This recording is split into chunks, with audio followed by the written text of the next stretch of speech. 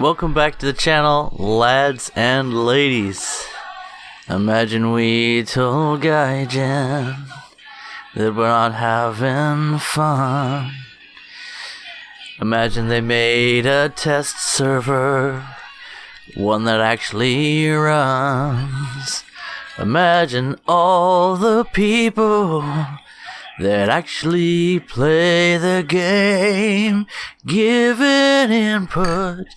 Imagine easy bug reports, not on the shitty forums.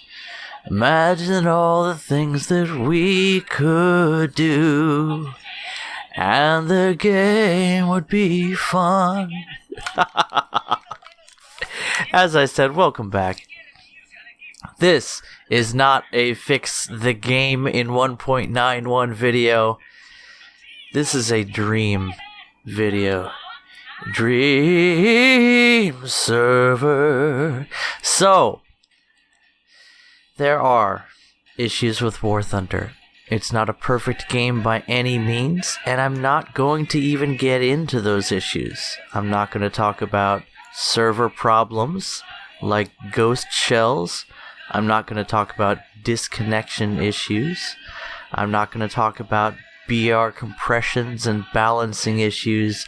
I'm not going to talk about vehicles coming into the game with broken flight models as a rule for aircraft, and odd bugs in their performance and animations for ground vehicles. I'm not going to talk about any of those things. Instead, I'm going to talk about just one thing that could provide a solution to most of those issues and at least soften the impact of all of them.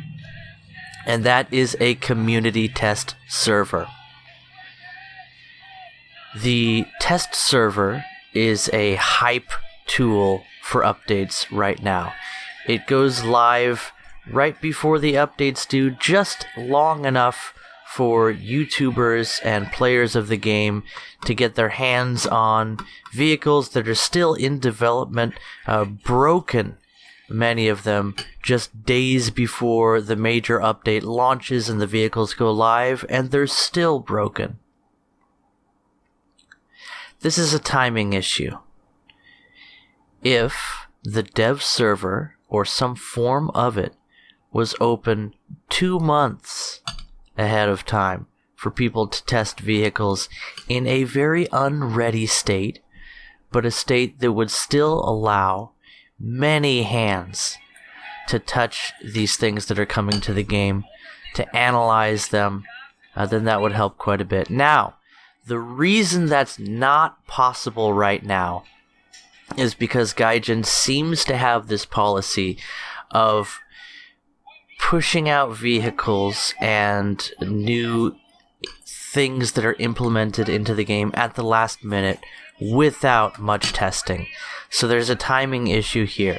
Gaijin would have to take a month of space between what's being pushed out now and make some room for things to actually go to a test server first before they go to live server. Let's be honest here. The live server, the live matches of War Thunder, is where vehicles are actually being tested. They're launched into the game with just enough implementation to make them actually fit into the game of War Thunder. And then bugs that you notice immediately your first time playing the vehicle get worked on months later. So, I'm not going to get into what effect that has on people. I think we've all experienced that in our own way, and negativity is definitely not the point of this video, but rather a positive look at what could be the solution for all these problems. So what is a test server? Well, it's just like the live server, only it comes out a month early. So everything that goes to live gets tested a month early by a portion of the community. I'm going to just say it. Let everyone have access to the test server. Oh no! the hype train could be slowed down slightly. What about all this information that would come out if people have a month to play every new vehicle in the game before it comes to the live server? Who cares? People are still going to be talking about it. Most everybody only plays vehicles when they go live anyway. The number of people who actually get onto the dev server and test things out is a fairly small portion of the community. But it's a massive, massive number compared to what is obviously the tiny number of testers that Gaijin uses to get their hands on mechanics and vehicles before they come to the live servers in War Thunder. I don't need to bring up examples like the event Focke-Wulf, where its guns fired a bit strangely. And it was a simple fix. Dead simple. It's just something that didn't get looked at all before it went live.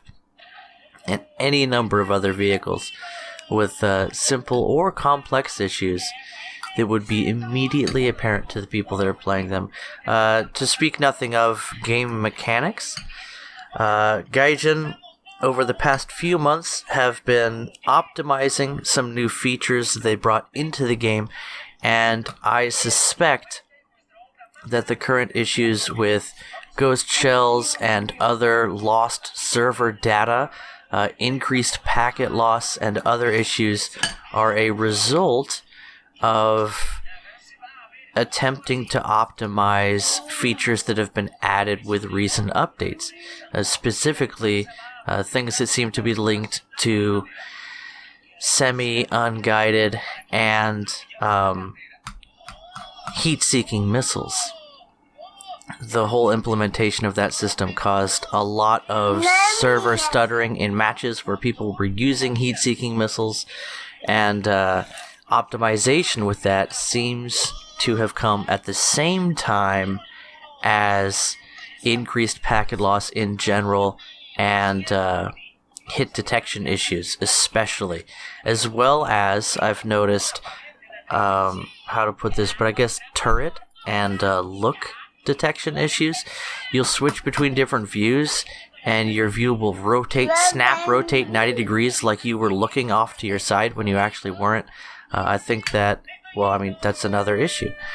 That if Gaijin had a month to work on those things, because people in a community test server could make those very apparent, that would be helpful, if nothing else. Then Gaijin wouldn't have to deal with the fact that they're in right now, currently, where they have broken features that affect gameplay directly and are difficult to fix, but the game has already progressed to the point where it would be difficult to roll back to a previous update where those things weren't in place. A test server, a month of testing with public testing would prevent that, and at least they'd be able to make the decision. Do we launch a broken update with these serious issues, or do we hold off on the launch until these issues can be fixed? Because people have identified those issues by playing the game.